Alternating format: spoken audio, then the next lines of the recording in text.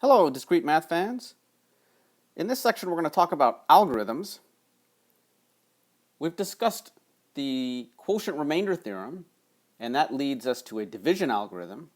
We're going to discuss that in class. Here, we're going to talk about something called the Euclidean algorithm, which is a way of computing greatest common divisors. So the greatest common divisor of two integers, a and b, is the largest integer that divides both a and b. For example, the greatest common divisor of 48 and 60 is 12.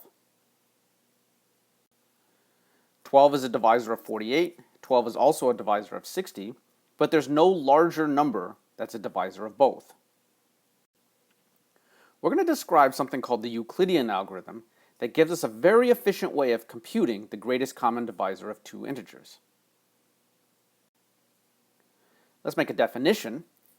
So we're going to let a and b be integers that are not both 0. Now one of them could be 0, we just can't have them both be 0. The greatest common divisor of a and b, which is denoted GCD of a and b, is the integer d with these properties. First of all, d is a common divisor of a and b. That is to say, d divides a and d divides b. But the second property is, for any integer c, if c is also a common divisor of a and b, then c has to be less than or equal to d. So d is the largest possible common divisor. Another way of saying this last piece is to say, for all c in the integers, if c divides a and c divides b, then c is less than or equal to d.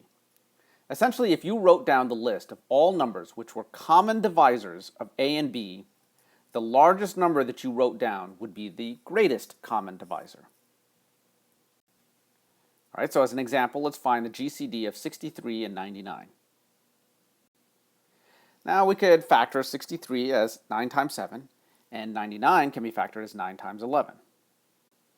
So this tells us that 9 is a common factor of 63 and 99. And in fact, it's not hard to see that there's no larger integer than 9 that divides both 63 and 99. So what we're going to do is we'll say that GCD of 63 and 99 is 9. All right, what about this? Let's find the GCD of 10 to the 8th and 9 factorial. Now we're not going to multiply these numbers out. We're not actually going to figure out what 9 factorial is as a decimal. But what we can do is we can factor them into standard factored form. Remember that this was the piece that came out of the fundamental theorem of arithmetic that said that every positive integer bigger than 1 can be factored uniquely as a product of primes, and that if we write those as powers of primes in increasing order of the primes, that we have something called standard factored form. All right, for 10 to the 8th, that's easy. It's just 2 to the 8th times 5 to the 8th. No big deal there. All right, let's try to factor 9 factorial. Of course, 9 factorial, 9 times 8 times 7, all the way down to 2. I guess there's a times 1, but do you really need to have that? I'll take each one of those pieces and factor them into primes. So what you can see in here, for instance, is that 9 turned into 3 times 3. Here's 6 that got turned into 2 times 3.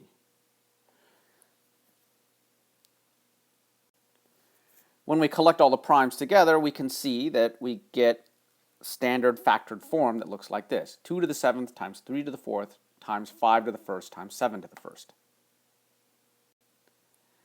Then we can say something about the GCD.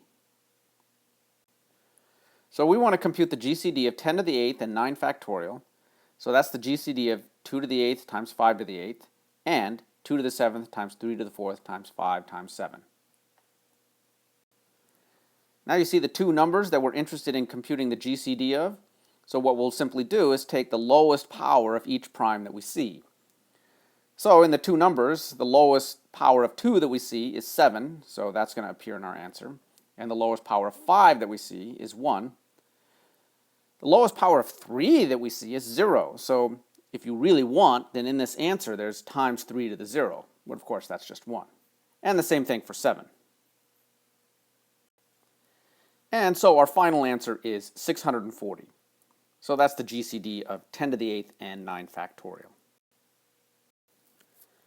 So basically the idea is that once we can factor each number into a product of primes, all we have to do is take the lowest power of each prime that we see in the various factorizations and multiply them together to get the greatest common divisor. Okay, that's all for now.